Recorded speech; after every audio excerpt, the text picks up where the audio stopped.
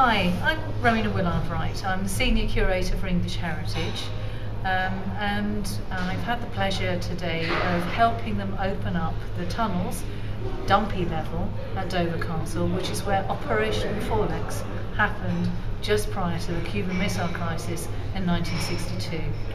And what did the operation involve? Well, the operation took place over 4 weeks, and the idea was that the whole function of the tunnels downstairs was to revive government after a nuclear bomb had hit Britain. That involved the military, so the Navy and the Army, but also ordinary civilians whose job it was to think the unthinkable and try and work out how to help the public survive. So who would have been based down in the tunnels? The head of it all would have been the equivalent of a Prime Minister. He would have been the regional commissioner. And then under him was what I call Whitehall Underground. So there would have been people who were representatives of all the sort of ordinary ministries that we have. So Minister of Agriculture, Minister of Transport, Minister of Fisheries and Food, that sort of thing. But alongside that you would have had local people, because they knew the local area, and in particular at Dover, the importance of Dover, it was one of 2 regional seats of government that were on the coast. During a nuclear war, all merchant shipping would have been sent away as far as possible into the Atlantic.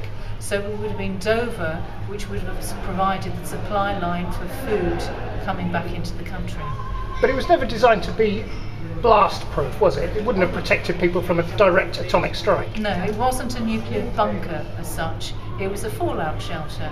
Now, the reason that it was like that is because there were 12 regional seats of government, and they had hoped that if one got knocked out, like this particular one, other ones would take over.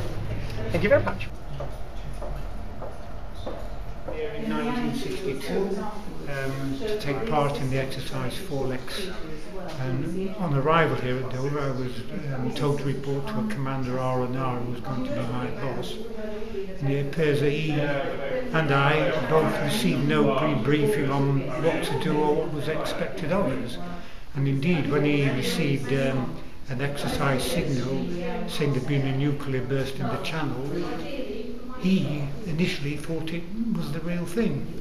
And he sent you actually to see if there was a mushroom cloud going up, didn't he? He did. He sent me up top out of the tunnels to look around the Dover area to see if I could see anything that would look like a nuclear explosion. And when I came back, he was relieved to hear what I had to say, but he didn't really know what to do with this signal, whether to alert shipping, because if he had done that, he was concerned that they themselves might have thought it was the real thing. So it didn't seem as though he'd got any grip of any exercise protocol, and frankly neither had I either. But you weren't wholly impressed with this facility as a place to withstand a nuclear strike, were you? No, I thought sort of underneath Dover Castle, on the edge of the cliff as it were, I thought any nuclear strike would wipe it out, and that any fallout would easily penetrate what basically is porous rock. So when the Cuban Missile Crisis was on, you made yourself a little vow, you and your friends, didn't you? Yes, we did. I bumped into them in barracks during the time of the crisis, and we said, whatever happened if the boom goes up, we'd make damn sure they didn't send us to Dover. Thank you. We're back after all these years. It just seemed weird, and it certainly brings a lot of memories back. What's this corridor? How's it changed? From my memory of it, hardly any change at all. It's just as I remember, long corridors, but the lighting at the time, I seem to remember, was better than it is now. What would a normal day down here have been then? Well, I had a desk. I remember having a desk, and I was supposed to keep a log of any events that were reported on the signals that came in. Various nuclear bursts all around the country, what action people were doing or were not doing from a naval perspective. And I don't remember the days going quickly, and an opportunity arose for us to have a couple of hours in Dover, and that couldn't come soon enough, frankly. The messing side was basic. You would expect that living down here. There are no showers, simply basic toilet and a sink, and that was a lot. And as far as I recall, the food was just pretty rough and ready as well. It was an exercise taking place across the country, though, was it? You were getting in reports from other places, Yes, with people yes. over doing the same sort of job? Yes. And how seriously was it taken?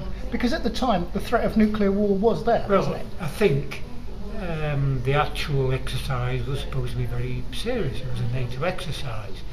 But from the ground floor, looking through the eyes of an 18-year-old, I wasn't convinced at all that it was well prepared or well executed. In fact, given that my boss had no clue what was his role or what was expected of him, I thought if that sort of translated across the board, then people would be down here with very little idea what was actually expected of them.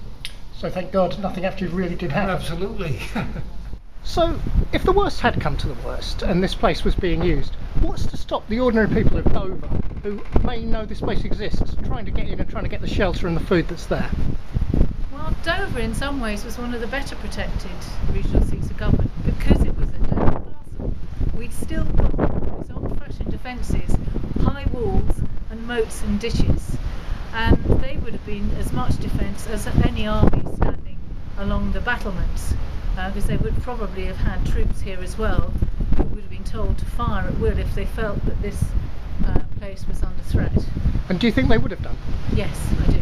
And I guess they would have been